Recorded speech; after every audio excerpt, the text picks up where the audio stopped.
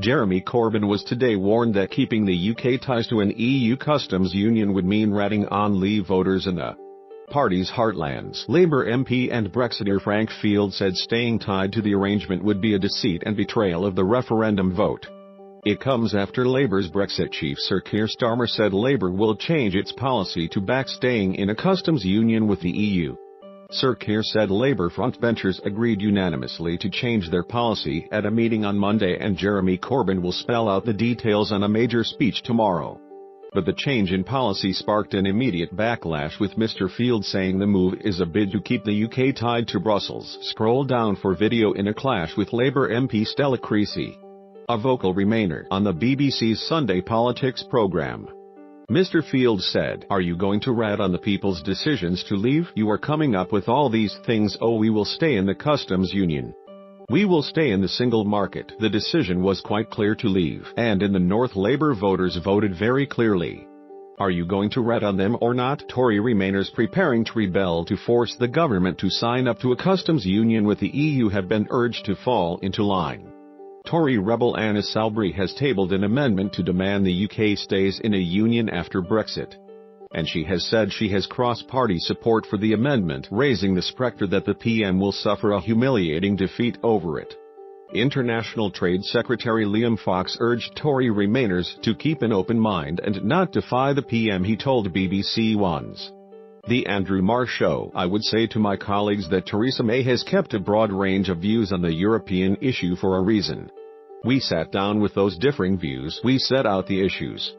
We looked at the options and we came to an agreement that we are all happy with." He added, "I hope that they will have an open mind and listen to what the Prime Minister says, because I think that what the Prime Minister will set out will deal with a lot of the reservations that they have." Asked if legislation was being delayed because the government would lose, he replied, "We want to persuade our colleagues of the merits of our argument before we take the bill forward." Tory former leader Ian Duncan Smith said, "I say to my colleagues who might want to change some of this, just be very careful on this one, because you're being invited into a Labour Party tactical game which will actually end up in real damage to the UK." Ms. Soubry indicated she could decide not to push the amendment to a vote, but only if Theresa May makes major concessions. In her Brexit speech this Friday, Mr. Field said the EU was corrupt, nearly bankrupt, and far from keeping the peace on the continent has sparked tensions in Eastern Europe with Russia.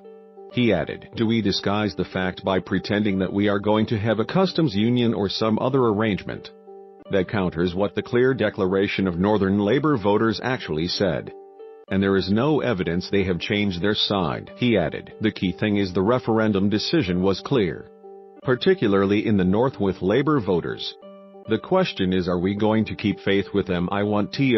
Or are we going to dress up a deceit?" His blistering attack came after Sir Keir had gone on television to suggest Labour would announce a major policy shift in Mr. Corbyn's speech tomorrow. Labour's shadow Brexit secretary also warned the PM that Labour could unite with Tory rebels to back an amendment calling for the UK to stay in a customs union with the bloc, if they back the vote being called by leader Remainer rebel Anna Soubry.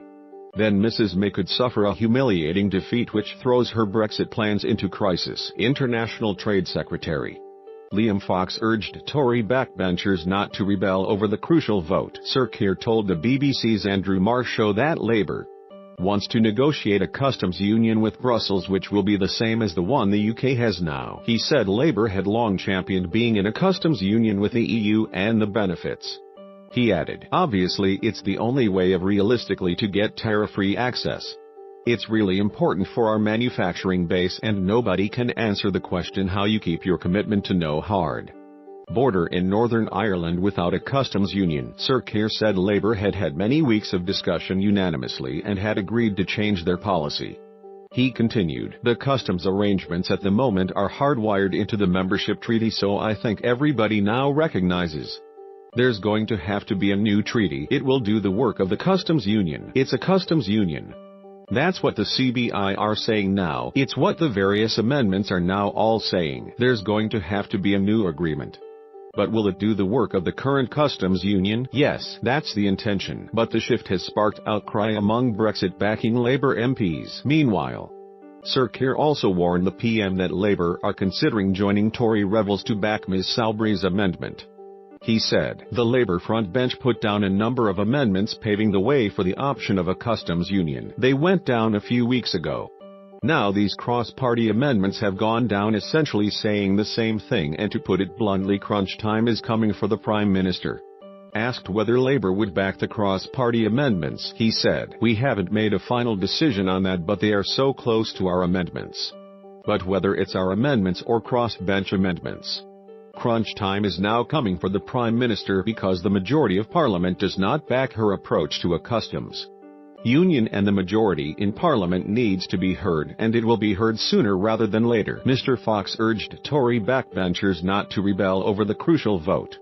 He told BBC One's The Andrew Marr Show, "I hope that they will have an open mind and listen to what the Prime Minister says. Because I think that what the Prime Minister will set out will deal with a lot of the reservations that they have." Asked if legislation was being delayed because the government would lose, he replied, "We want to persuade our colleagues of the merits of our argument before we take the bill forward." Meanwhile, Mr Corbyn is facing mounting pressure to cave even further to Remainers in his party who are pushing for a soft Brexit. A letter backed by more than 80 figures across the party exposed the internal divisions on how to proceed. The group warned the leader his plans for investment in schools, hospitals and social care would be unfundable unless the UK stays in the EU single market.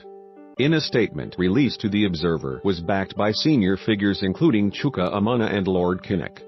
It said, "Labour must clearly and unambiguously set as a negotiating objective the goal of remaining part of the European Economic Area in order to participate on a permanent basis in the single market." Where the freaks at?